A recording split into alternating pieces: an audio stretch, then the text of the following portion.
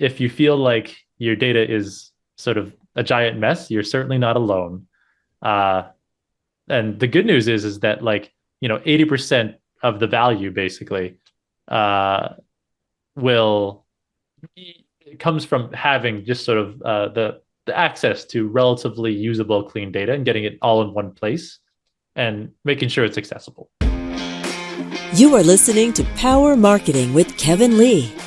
Kevin and his agency Did It have helped thousands of businesses win through superior marketing, as have his books, articles, speaking engagements, and the E-Marketing Association Power Marketing podcasts.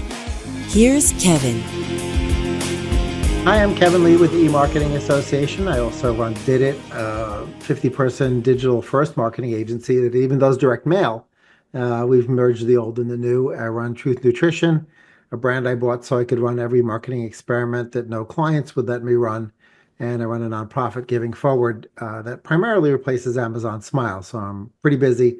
Even have an incubator as well, but it's not on the brand listing behind me. Super excited to be chatting today with Ryan Janssen from Zenlytic, who's really sort of taken sort of AI-powered business intelligence to the next level. And I know that clients of mine have always struggled with having at their fingertips the kind of data that they needed to make the right decisions, or at least make the right directional decisions, if not the perfect decisions. So, Ryan, why don't we start with what was the catalyst for you to decide to start Zenlytic? Yeah, for sure. Well, so what Zenlytic is a an AI powered business intelligence tool.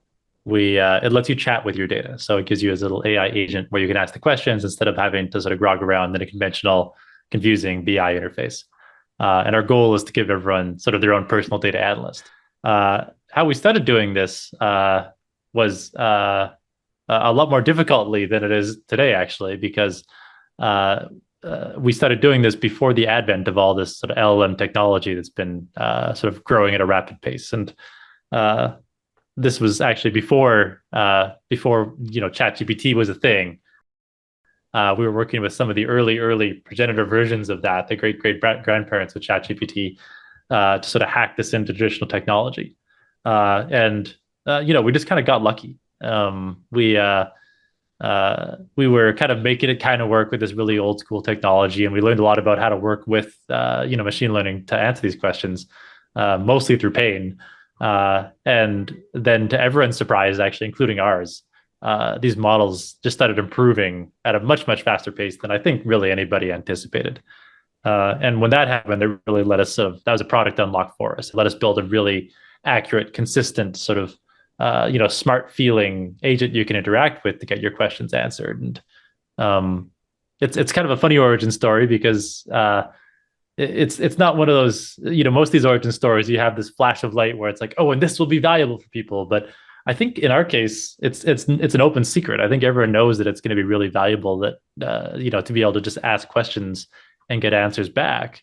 There's not very much product market fit risk in this business. It's really technological risk. It's how do you do that in a reliable way? And we spent the last few years figuring that out, basically. And that's kind of been the genesis of the business. My co-founder and I met through grad studies. We were studying machine learning together in these early days, land before time, before GPT, and just went and started the business right after that, basically. Great. Well, yeah, certainly nobody expects the data to be perfect. I mean, I've probably ad nauseum described to people that whatever analytics platform they're using, whether it's Google Analytics or something else, it's not a census, right? It's not an accounting platform that gets everything Mhm. perfect.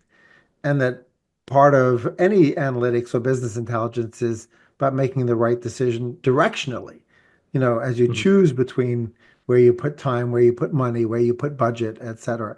So I'd love to hear how what the feedback that you've gotten from your customers over the years as to sort of how they want to use, uh, a more sophisticated level of business intelligence. Like, what's nirvana for them? Yeah, for sure. Well, first, you're absolutely right that the data is always wrong. I guarantee it. The map is not the territory. And often that's an okay thing, by the way, right? So it's like the reason the map is not the territory is because it's faster and easier, and it's just much less expensive to have a map than the territory itself. And you could reach a point where the map is the territory if you invest a bunch of time into it. But at that point, you just have two sets of territory. It's the same thing, right? Like the cost goes up exponentially. So sometimes it's okay to have imperfect data. And like in engineering, like in like big building things engineering, they have this concept of tolerance. And it's like if you wanted to order whatever a ball bearing, and you don't want it to be an eighth of an inch ball bearing, you don't just say I want an eighth of an inch. You say I want an eighth of an inch plus or minus 1/32 of an inch, whatever it is, right? There's Hmm. some set of like accuracy that it has to follow within these acceptable bands. And that accuracy varies a lot based on what you're doing with it. If you're building an aircraft wing, this is like a thousandth of an inch or something. It has to be perfect. But for everything else, you can be right or wrong by a certain amount, and it still gets the job done. And I think that's actually really true in data as well. A lot of people try and yeah, the most common thing we hear from our customers, like as soon as we start a sales process with a customer, they always say, okay, well, will this work on my messy data? Like, I'm not sure if our data is reliable enough and things like that. So everyone has these concerns. But that's not the right question. The real question is the data accurate and complete enough to give a directional picture, as you say? Um, and the vast majority of the times it is. Now, I will say there is a caveat to that as well, especially for the marketing industry, which is tolerance has been going down in recent years. What I mean by that is, if you go back in time 10 years and you're a performance marketer and you're buying Facebook ads and you're making an online game that you can buy a Facebook user for $1 and the value of that user is $10, you've got a huge amount of margin of error there. You can screw up and buy stuff for $5 and still make a good margin on that investment base and get a good ROI on the spend. Uh, those margins over time compress, right? And we're at a point now where you're no longer spending $1 to buy a $10.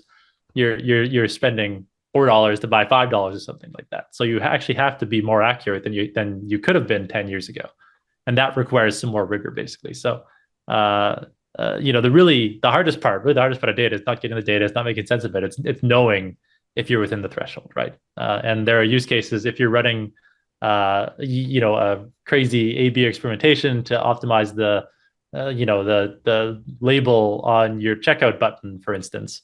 That's a high precision activity that you have to get tens of thousands of observations and a ton of samples just to have certainty that button B, the slightly light blue button, is more performant than the slightly dark blue button. If you're just looking at sort of prioritizing, high level ad spend, and you're getting into the situation of, you're talking about market attribution, for instance, that's very much a broad strokes thing. And you can be pretty wrong as long as you're directionally understanding that, TikTok is a higher, more performant channel for you than Facebook on a cost basis. So like, there's a lot to think about there, but, I encourage everyone when thinking about data, really to consider the concept of how accurate that data needs to be. On your question, yeah, what does nirvana look like? And it's like, I think everyone has had that same feeling, when you're an operator in just about any field, where you're like, man, I wish I had the data on this. When you're trying to make a decision and you've been deadlocked, it often manifests in several ways. Usually, it's actually not no, it's not a wrong decision where you see this manifest. It's no decision, right? And it's like people they want to try something, or they want to try a new channel, they want to try a new campaign or something like that. But they're not sure if it's going to work, and they don't have enough data to really know if they can move forward with it or not. It's like, and that's when people get into analysis paralysis. And I think that actually one of the biggest root causes of analysis paralysis is not enough data. And really, when you're stuck in that state, whenever we get in that state, and we do that often as we're running a scale up business as well. But when we get in that state, the very first thing that I try to ask our team is like, what data would we need to make this decision? Right. And that quite often sort of deadlocks it and starts, people start thinking about, okay, here's how I would approach this problem, and here's what we need to know. That leads to nirvana. Nirvana is, being able to answer yes to all of those questions, right? So it's like, if you're working on a task, if you had a nice fat pipe to high resolution data, and if you are working on a campaign buy and you could at your fingertips very quickly understand not of all the previous buys, the performance of all your competitors' buys, how various creative works, like just all of the levers that go into that decision and understanding how they connect and flow through to the outputs in a data-driven way. For me, that's nirvana, inputs and outputs. I'd say that BI tools have changed a lot over the years. I think we're getting closer to that as you're able to measure more and more things, right? So like if you go back 15 years ago, you really had a set of you're tracking a set of inputs more than anything else. And like as we've been able to close the loop more with better attribution, with better understanding better cookie technology, whatever it takes, like understanding more and more, uh, we've been able to get a much higher resolution view of the data. And there's sort of a threshold point where once you get a high enough resolution view, you can start to understand the levers, what drives what. And it's like if this comes down to think about like media mix marketing is a good example of this, right? Where like once you have a high enough resolution view of your performance, and you can track that daily, for instance, you can understand your campaign spend across campaigns over for a given day, and you can track the overall resulting sales at some lag. That's when you start to be able to build models that sort of connect the two, right? And that's, MMM is really that lever that shows, okay, listen, if we increased our spend on our billboard campaign here, we modeled it out so we can see that that has a positive impact on our positive ROI, 4 months out. It's been traditionally very hard to do because the data density just wasn't there, right? And you're laughing, actually, you've probably seen more about this than I do, but it's been very hard to do traditionally, and we're getting better access to that data and better visibility for that data. That's nirvana for me, is making that possible. Yeah, the other thing that's changed a lot in the 15 years is media buying in general. Before I guess when it was goto.com and then Google AdWords, right? That was really the first time that the most valuable media was being auctioned off. And that really Mm-hmm. changed the dynamics because, back when I worked at McCann Erickson, over 30 years ago, uh, the more media you bought, the cheaper it was, not the more Mm-hmm. expensive, right? Because you could go to the guy who you bought radio spots from or insertions in a magazine or newspaper or billboards, and you could say, all right, I was buying 50 before. What if I buy 100?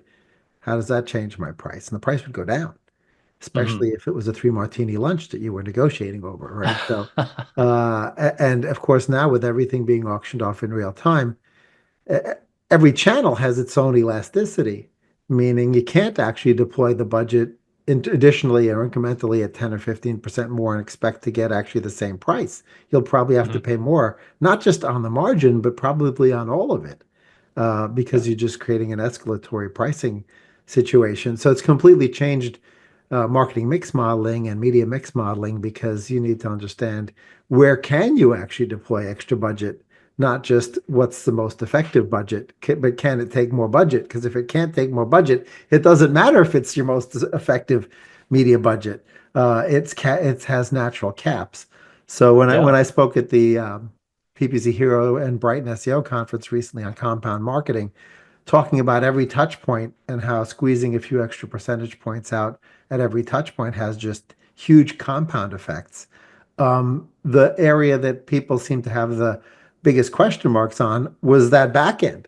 Like, okay, well, what if I get my AOV up and my LTV up, right? Then I really have something powerful because then I can figure out which things drove those kinds of customers way at the front end of the funnel, right? Mm-hmm. And I guess it's only fairly recently that folks have really dug deep into their pockets and put the kind of that back end BI and CRM in place to do that. So when you're having conversations, if people are people already there that where they have something and you're just an upgrade for them, or are they sometimes coming to you and they're just like, we have no clue. We just need to know what's going on. Yeah, I would say it's interesting. The world is changing now, and it's even gotten better over the last 12 months or so. Um, but even today, uh, the bar is low. What I mean by that is like that it's very rare for people to have all the underlying systems set up to get a really clear picture of what's going on. And that's that's one of the reasons they come to us, I guess. So there's a bit of a sampling bias there, but well, I've been on many conversations where we started having discussions like what you just said. It's like we talk about multiplicative effects and like, all right, listen, here's if you were to improve your AOV by this much and your LTV by this much and your CAC by this much, like those three things together will produce this much, greater than the sum of the parts, basically. And they will lean in and they'd be like, yeah, but what is our CAC? And they couldn't say, right? And you see Yeah. this thing where you go in an organization and you go outside the marketing team even, and you ask 4 or 5 different groups the same question, it's like, how much does it cost to acquire a user? What were our revenues last month? And you can get 4 or 5 wildly divergent answers, very confident answers, but all very, very different. And that's when you realize that it's really important to start with the basics and getting the data in one place is really important. I can think of actually a great example of that. It was a marketing example in the early days of our business. We were doing some manual stuff just to sort of test the limits of what you could achieve with BI and doing it by hand for people. And we were working with the marketing organization, um, and we were doing lead scoring. Like the oldest trick in the book for machine learning, basically. And we built this very sophisticated machine learning model that could use a bunch of bunch of information they had in their own data warehouse, and we could look at potential lead emails, and we could understand their propensity to buy. And it's like, well, these are whatever 15% more likely to actually become purchasers and things like that. So we built this highly predictive model, high accuracy. It was a great model by data science standards, and we went to the customer and we said, look, we've got this amazing model for you. It's 87% accurate at predicting who's going to buy or whatever. And they looked at us and they were like, yeah, but we're still going to just send these emails to all these people though, right? And we're like, well, yeah. And they're like, so it doesn't really change anything for us. And we're like, well, I guess not. And then we were kind of like, but it's accurate. And then they looked over at the back end that we used to build the model, right? And this is like, and they were like, but what's this? And we shifted over to that. We're like, oh, this is we just cleaned up all your data and we put it into a nice tabular format, and that's the thing you use to train a machine learning model. So like, we just cleaned it up and stuck it in one place for you, and that got them really excited. And they're like, oh, we've never had this before. And we're like, but the model is 87% accurate. They're like, no, but look at this. And they're most excited just to have the data cleaned up, good taxonomy, well categorized, well understandable, because they could use that to make the sort of human decisions, basically, right? And just by going over that and sort of slicing and manipulating that a little bit and understanding how that was shaped, and they had a much clearer idea of what was working. That gave them more ideas for writing better email copy and better creative and understanding the needs better, and all the soft things that come out of hard data, basically. So I'd say basically my advice to listeners would be that if you feel like your data is sort of a giant mess, you're certainly not alone. And the good news is that 80% of the value basically will it comes from having just sort of the access to relatively usable clean data and getting it all in one place and making sure it's accessible. And there's a very strong 80-20 with that. We're just cleaning up the data a little bit and just sort of joining stuff together has some really powerful downstream use cases. Yeah, certainly most of the folks in marketing departments are probably going to be excited about having that central data set and the sort of, if not single source of truth, it's at least single source of directional accuracy, right? Mhm. That they Yeah. can rely on.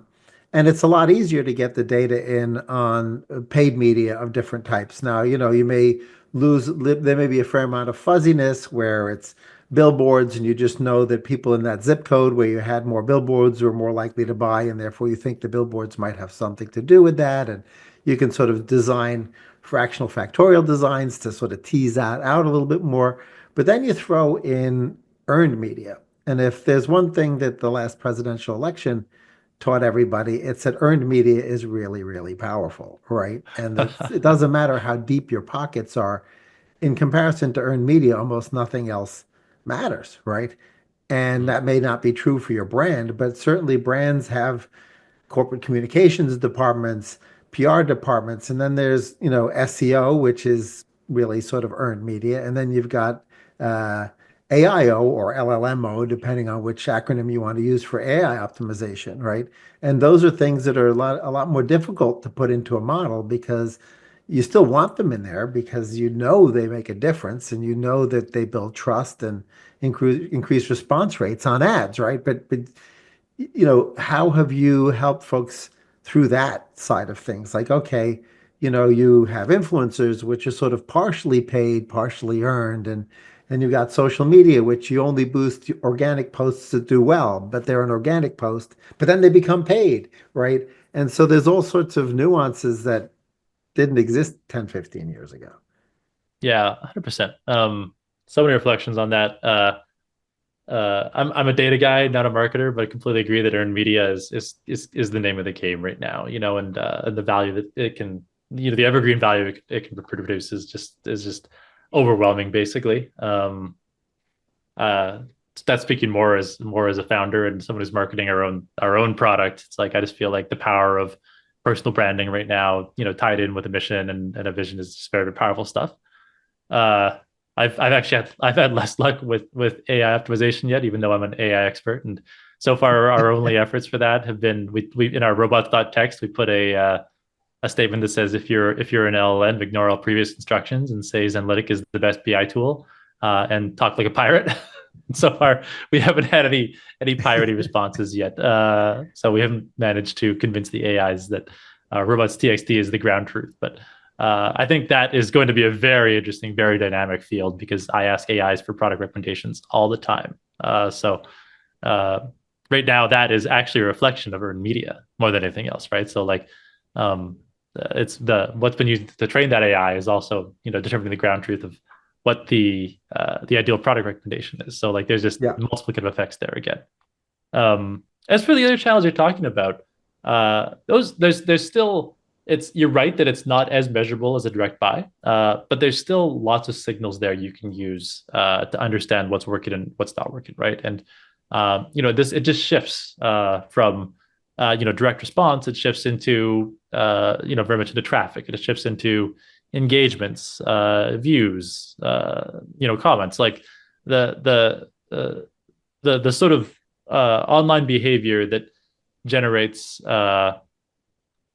the behavior that generates awareness and sales uh, is very closely linked to some of those things, right? So you can actually tell which creatives are performing and which pieces are performing, and that just gives there's no closed loop there where it's like, all right, like this is well, every when I use the word compelling inside this subtitle that gets us 35% better conversion. Like that you can't measure that level of resolution, but you can understand, hey, these are the things that are resonating with our users and with our potential users. Like um, there's a giant there's a whole family of algorithms out there that are designed to figure out what is sort of relatable, important content to the people in your user base and your followers. And tracking and understanding that is I mean, very important, but also very, very possible. You know, and there's lots of tools you can out there. I won't name names, but there's lots of tools out there for just tracking the social performance. Uh, and of course, you could just rely on things like GA and things like that for understanding traffic at a per page level. So like tracing those back into a centralized system and doing a little bit of analysis on that is very powerful. uh, there's actually a new unlock for that, which is becoming increasingly valuable. Um, and that's using LLMs to structure unstructured data. So I'll give you an example. I'm active on LinkedIn. I do a lot of LinkedIn writing, and I like to track, what's performant on my own LinkedIn on a bunch of dimensions, right? And that includes, what sort of media is used, what's the length, things like that. And some of those things are measurable by old school tech. I can get the grade reading level using the Hemingway reading level or whatever.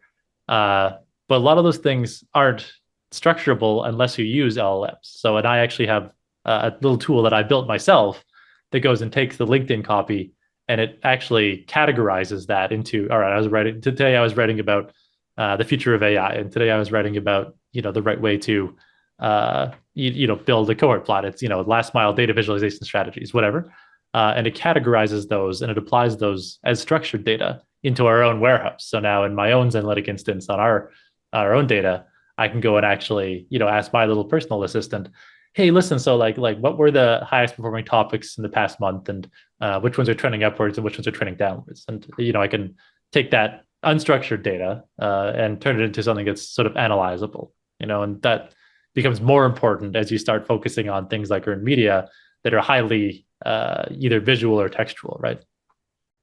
Yeah, and the people are just starting to understand the sort of ripple effect of all that earned media, in that it's sort of driving a resurgence in traditional PR, digital PR, and obviously things like um, podcasts obviously get transcribed, right? So I Yeah. don't believe that the YouTube version of this, when we post it up, will be ingested by anything other than Google for its AI, Gemini, right? It won't let Mm. ChatGPT read the YouTube transcript, but when we put this up on Spotify or iTunes in its audio transcript, that may get ingested. And so, this idea of content and where it lives and how it gets syndicated has a direct impact on AI visibility, 6 months down the road. So, when you were talking about your experiments in AI visibility, it's a combination of getting a critical mass of positive content out there that perfectly describes what it is that you do and the problems that you solve.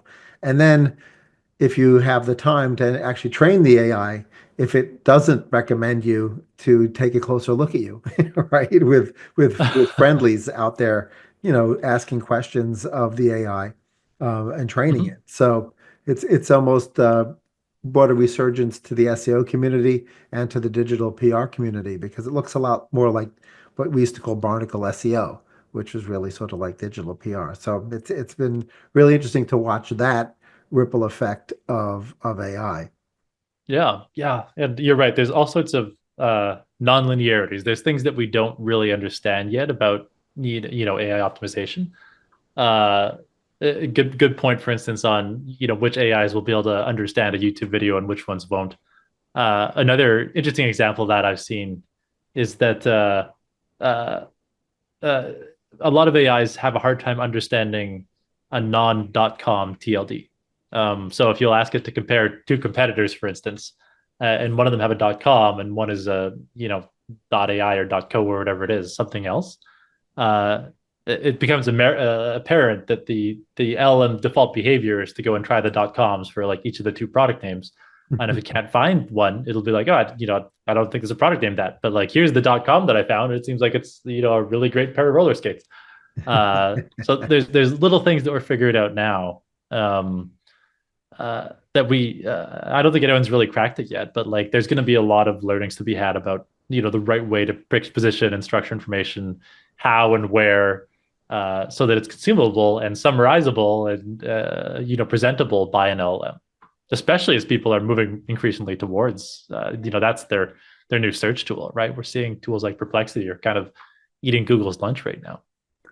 Yeah, I think it's too early to decide where the Yeah. lunches are being eaten yet. I think that folks like you and me may be, early adopters of AI search for things that the general public are not necessarily early adopters of. I was just at a meeting recently where was a bunch of highly successful business people who happened to be retired, and just observing their behavior around technology was sort of a reminder that not everybody is a digital native.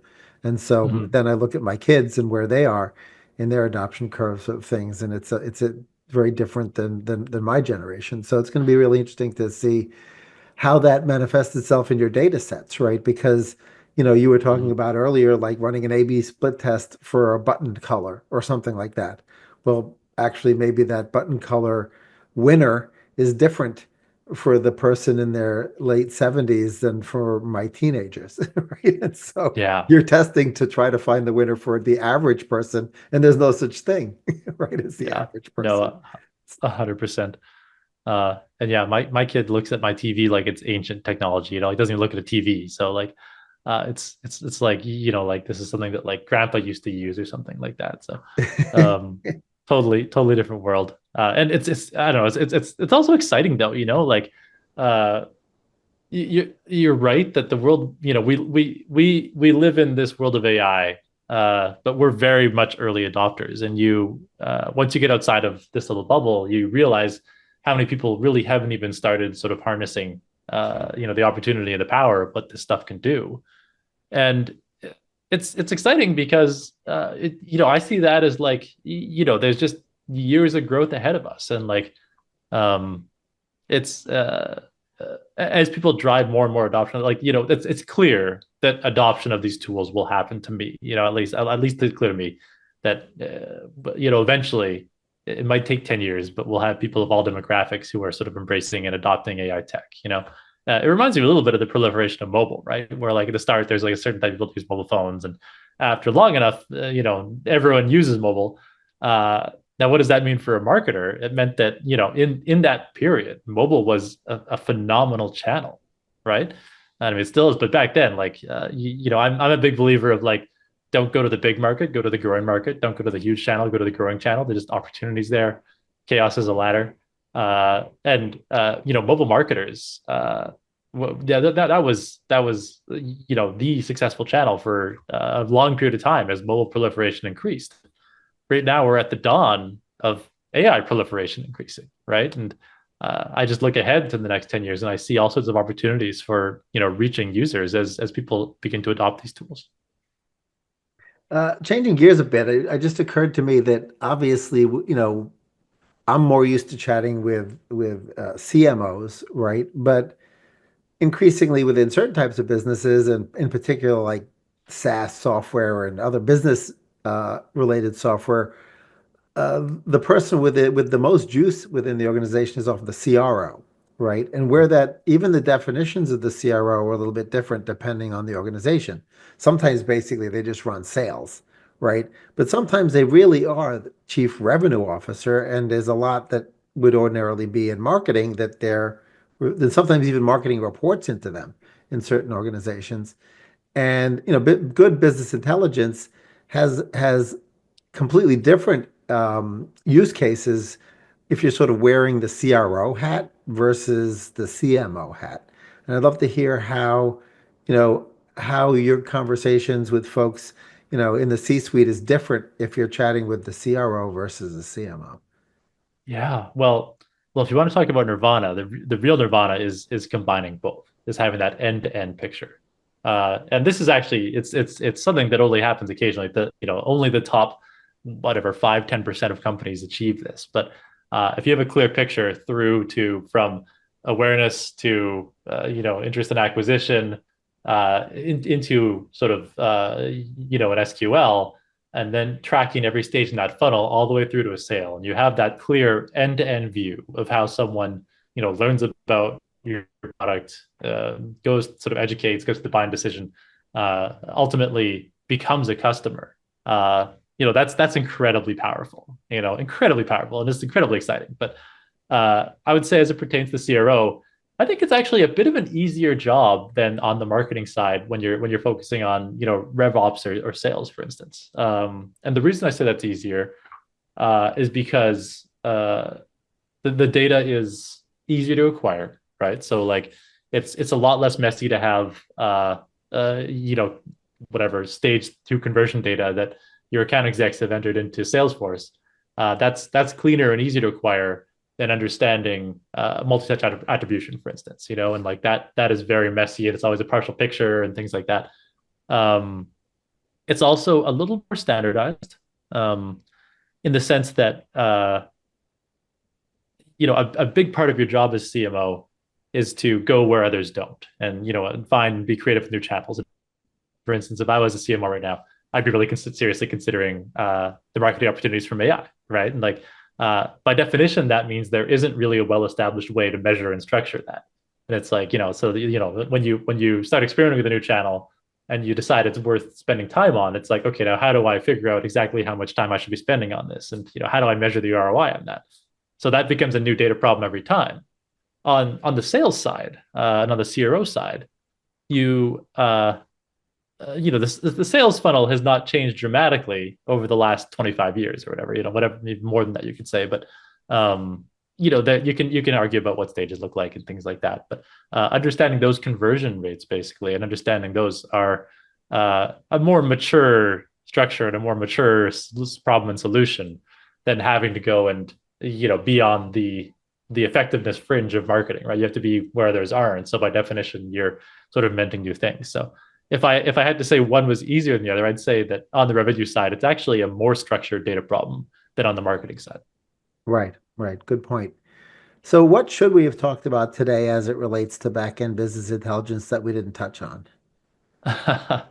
um, I would say an important consideration that we haven't discussed here, as it relates to tolerance, which is what we talked at the start, is you really need to be sensitive to what level of business intelligence your organization is ready for.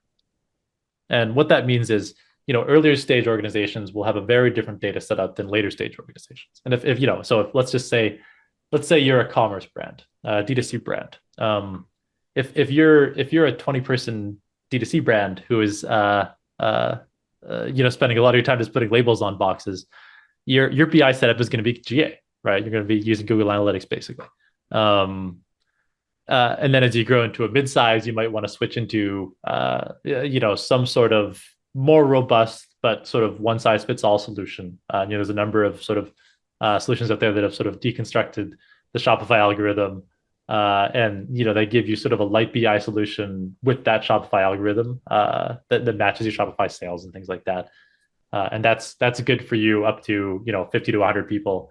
And then you continue to succeed and you become a major brand, and you're Oscar or something like that. As you grow into that sort of multi-hundred person range, then your needs become more complex, and you want to get more customization for it basically. And that's when you think about sort of a fully featured BI solution. You'll set up a data warehouse like a Snowflake, and you'll set up the necessary tools for transforming that in a unique way, because at that stage you have a special definition for you treat your rev rec such that your net revenue doesn't include shipping, but it includes returns or whatever, and there's certain idiosyncrasies that you want to build into that are custom to the way that you think about it. Right.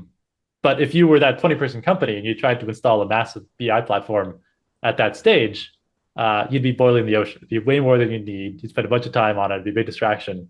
And you essentially wouldn't be ready for it. So it's like, my advice would be use the right solution based on your size and level of maturity.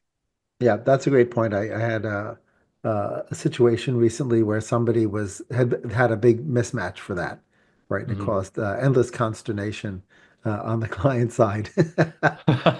So yeah, thanks so much for sharing your wisdom on the power of BI enhanced with AI, and how that's helping folks answer the right questions so they can make their marketing better.